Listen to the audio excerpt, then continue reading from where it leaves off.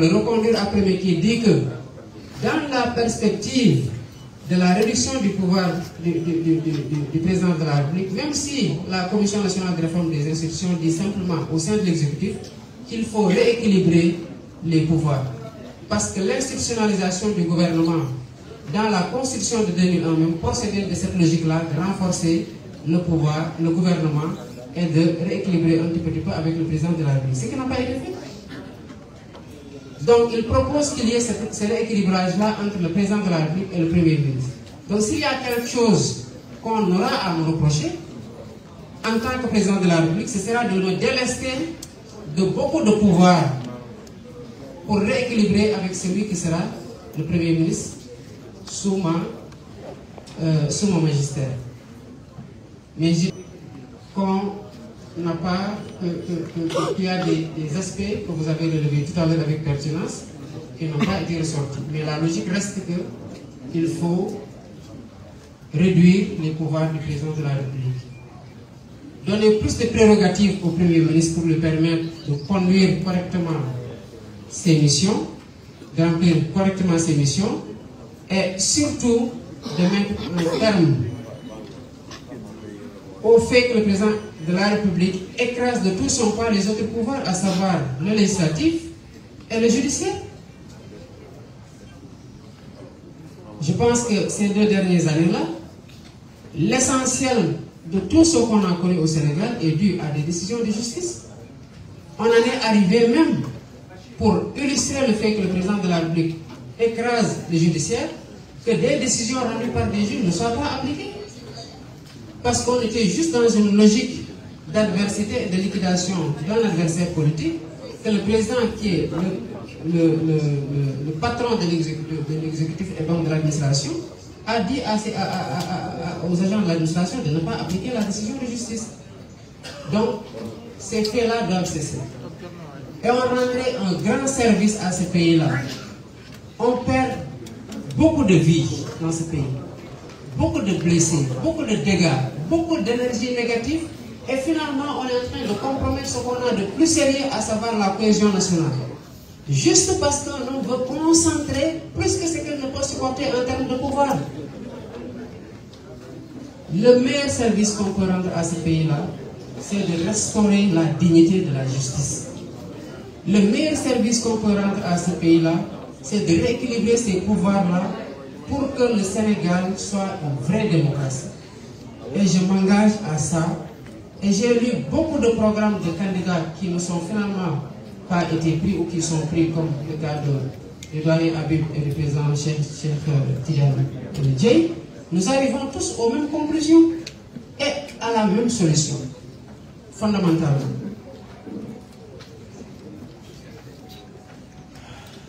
Les autres aspects, c'est aussi le foncier, où on a eu une commission nationale de réforme foncière, où les conclusions ne sont pas appliquées par un manque de courage politique.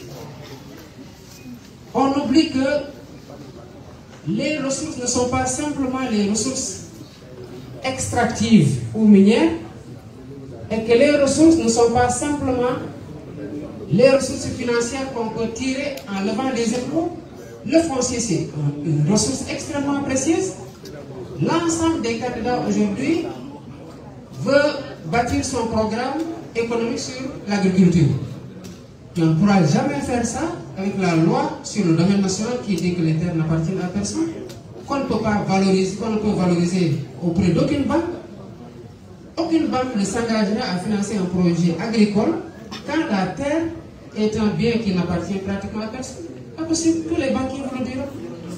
Donc les réformes foncières que nous entendons mener pour soutenir cette agriculture-là et la financer convenablement, et c'est cette réforme foncière-là qui doit octroyer des titres fonciers à des coopératives d'exploitation, que vous l'avez déjà annoncé dans votre livre Solution pour un Sénégal nouveau, à savoir les petites exploitations familiales. Et c'est un modèle qui a réussi un peu partout, notamment au Vietnam ou dans d'autres pays. Sans cela, il n'y aura pas de souveraineté alimentaire dans ce pays aussi. Et nous continuons toujours à rester sur ce fil conducteur-là de la souveraineté de notre pays, pour lui garantir une prospérité et en réformant les institutions pour qu'on ait une justice véritable dans ce pays-là. Il y a un autre point, et c'est sur ce dernier que je vais m'arrêter parce qu'on ne pourra pas faire le tour aussi de certains aspects du programme. C'est le point qui a trait à l'hydraulique rurale. Moi, je le sais pour l'avoir vécu. Quand j'étais étudiant, on n'avait pas de robinet chez nous. J'étais à l'ENA, on a pris notre bourse là qui avait augmenté par rapport à l'université, et à un moment donné, on nous a payé d'un coup. J'ai pris ça, je suis allé creuser pour avoir un robinet chez nous. Et à partir de ce robinet-là, d'autres ménages qui n'avaient même pas ces ressources-là se sont branchés. Ils ont eu accès à l'eau potable, qui leur évite énormément de maladies. Mais depuis qu'on a fait les délégations spéciales sur l'eau, moi je paye plus d'eau dans la facture au village que ce que je paye à Dakar. Alors qu'il y a plus de ressources à Dakar que dans les villages là qui sont totalement paupérisés. Donc il nous faut aussi revoir la gestion de l'hydraulique rurale parce que les ménages dans les milieux ruraux sont en train de souffrir terriblement. Je pense qu'il y a beaucoup d'aspects de notre programme que vous avez vu. Je sais que vous en êtes d'ardents défenseurs parce que de la prison, j'ai pu suivre vos débats. Pas plus tard, avant-hier, je suivi avec délectation Abdourahmane Diouf, le président Abdourahmane Diouf, plus El Malick Ndiaye. Et hier, avant de sortir, on avait déjà commencé à regarder notre doyenne Aïda Mbodj et le doyen Habib Sy. Et je vois que partout, vous avez tous été d'excellents défenseurs de ce programme-là. Et cela atteste simplement d'un fait, pour conclure, c'est que nous tenons tous sur la même corde. C'est ce projet qui nous fédère tous et qui doit sortir du Sénégal de ce désespoir-là qui envoie ces enfants par milliers mourir dans les vagues de l'Atlantique. Je vous remercie.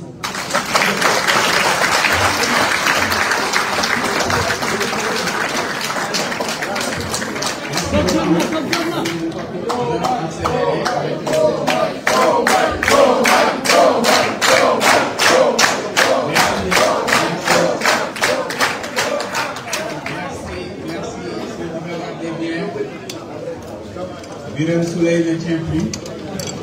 Donc le rendez-vous c'est dans quelques minutes.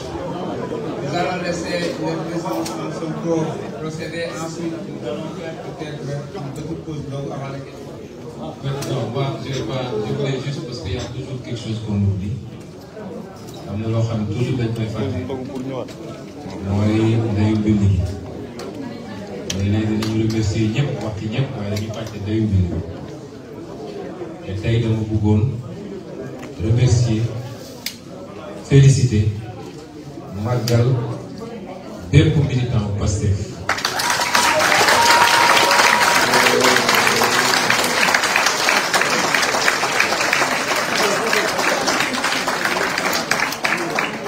bépp militant ak militant bu Pastef jàmbaar ngeen góor ngeen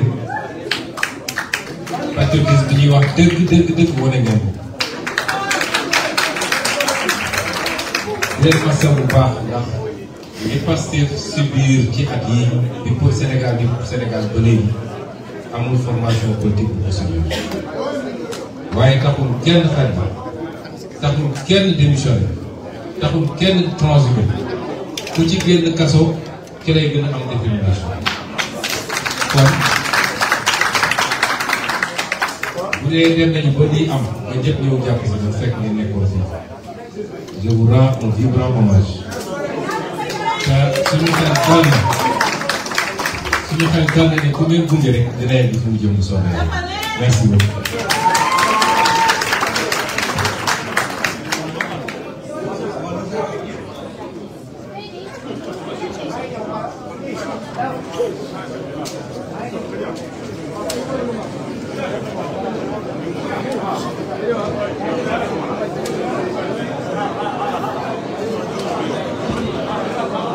Merci beaucoup. Nous allons prendre rapidement 2 questions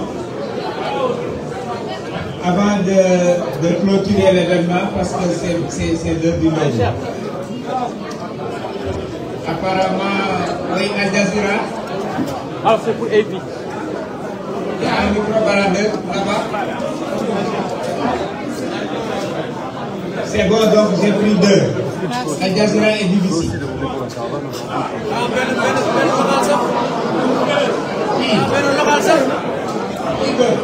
Le micro. C'est quel média? Ah, d'accord. Micro. Il y a un deuxième micro-baladeur, s'il vous plaît.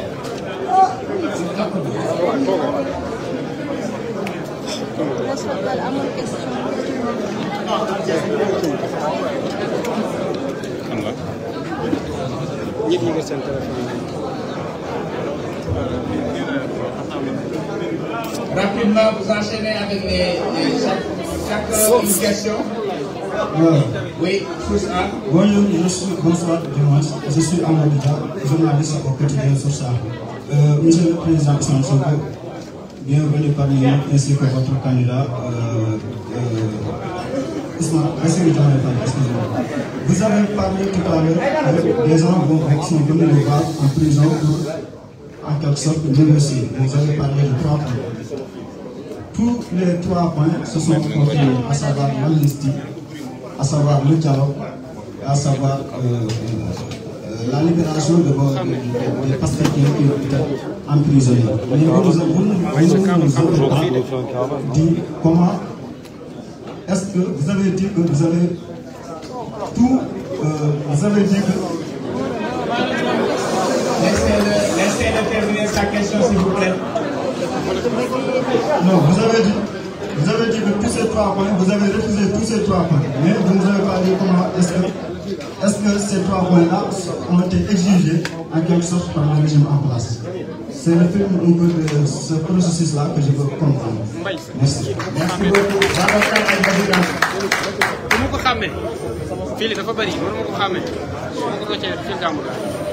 Bonsoir. Alors cette fois-ci c'est pour AD, agence de presse américaine. Je voulais savoir en fait, Président Bassirou Diomaye Faye, qu'est-ce que vous avez prévu, puisque vous discutez beaucoup, qu'est-ce que vous avez prévu comme responsabilité une fois au pouvoir pour le président Ousmane Sonko? Deuxièmement aussi, quand est-ce que la caravane va commencer? Merci beaucoup. Merci beaucoup. Donnez le micro ici, la dernière question. BBC.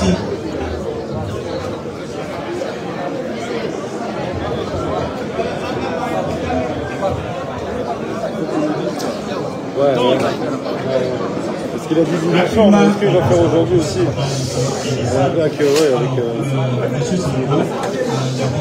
Silence, s'il vous plaît. On termine rapidement. Comment considérez-vous votre sortie de prison?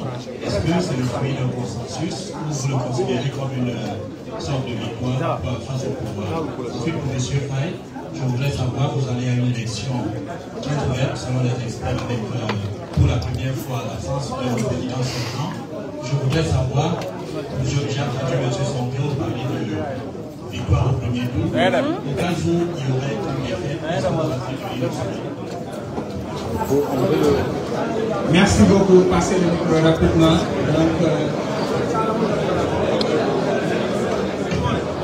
Merci. Je crois qu'il est pratiquement à l'heure de la rupture. Oui, répondez quand même.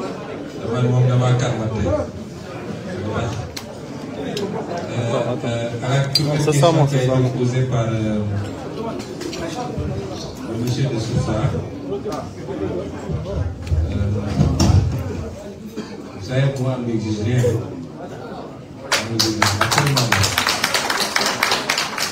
En fait,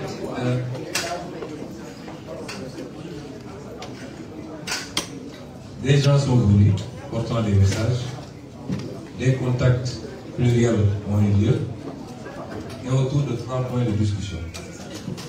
Je n'ai été voir personne qui me connaissait, que je n'ai jamais été voir quelqu'un, ni religieux, ni politique, ni société civile, pour leur dire que je veux ceci ou j'ai besoin de cela.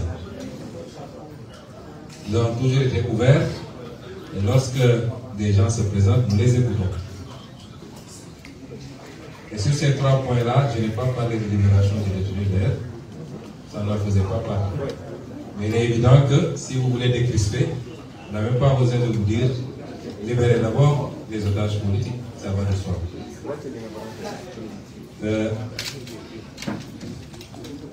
Il n'y a pas eu d'exigence. Il m'a été dit que sur proposition, d'ailleurs, c'est comme ça qu'on l'a présenté, sur insistance de membres de l'opposition et quelques personnes de la société civile, il était proposé de reporter les élections pour notamment que quelqu'un comme moi et un autre candidat puissent réintégrer le jeu. Ma réponse a été très claire. Je n'ai pas besoin de revenir sur ça.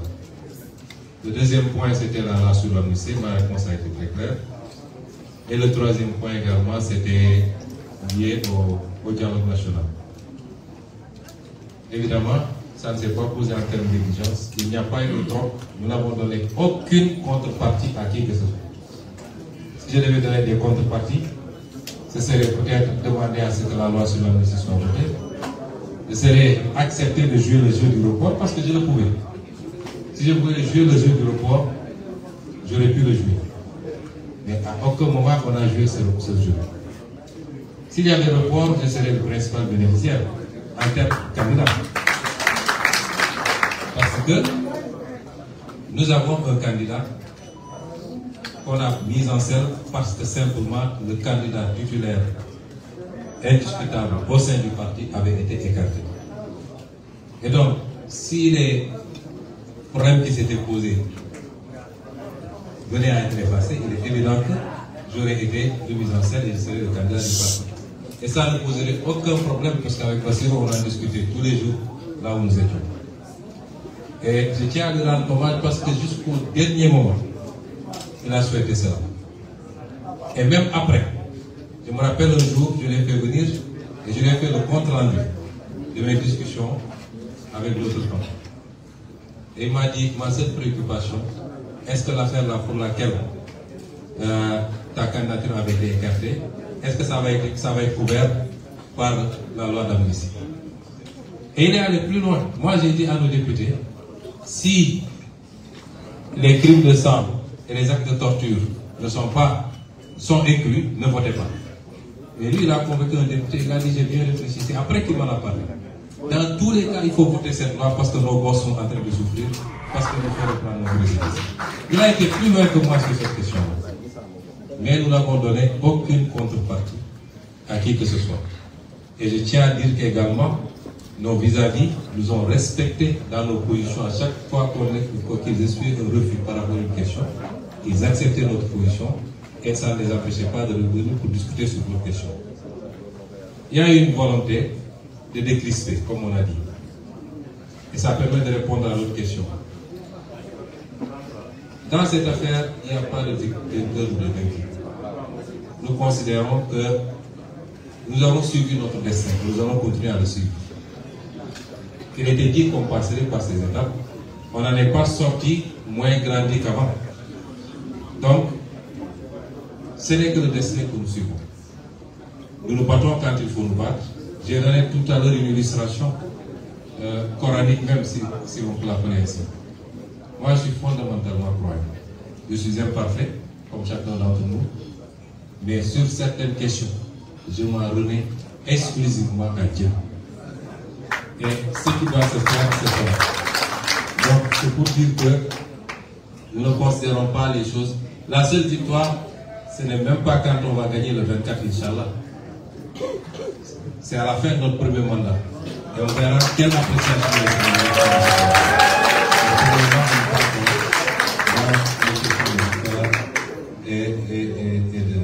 c'est les deux questions. Je vais laisser M. le Président répondre aux questions qui ont été posées. Merci. Merci beaucoup. Donc, il y a eu deux questions qui ont été posées par M. Babacar Fall de API, si je me trompe, qui demande quand est-ce que la campagne démarre. Dans l'agenda dont nous disposons jusqu'au moment où je parle, après cette conférence de presse-là, on doit continuer la campagne parce que la campagne avait déjà démarré. Nous avons vu quand même le formidable travail que les leaders qui sont ici étaient en train de faire pendant même que nous n'étions pas sortis. Ça, c'était déjà une campagne victorieuse. Nous venons juste en renfort.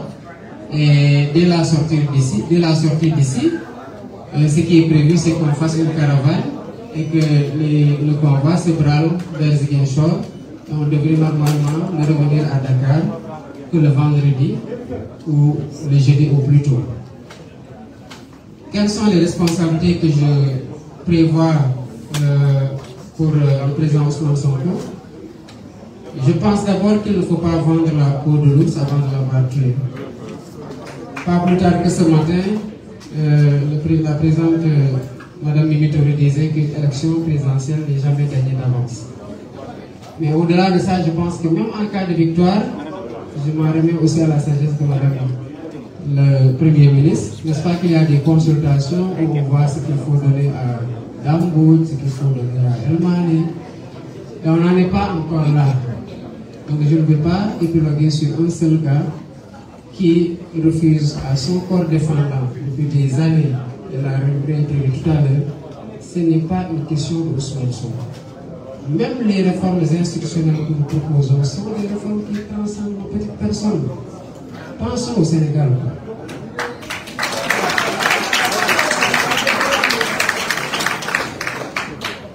En cas d'élection, le président Ousmane Sonko a évoqué une victoire au premier tour. Nous n'envisageons aucune autre alternative que celle-là.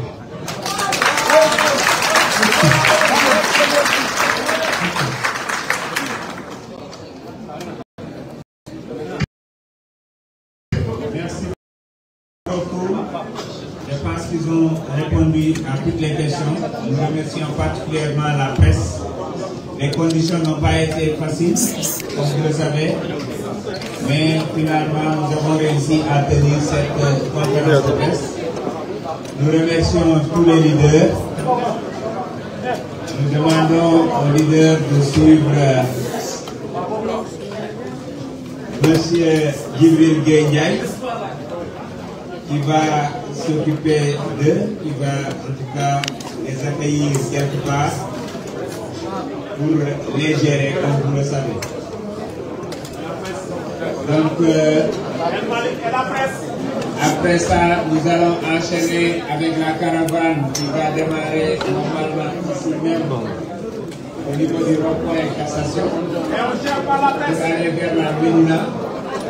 Pour la presse et le reste, il y a des choses qui sont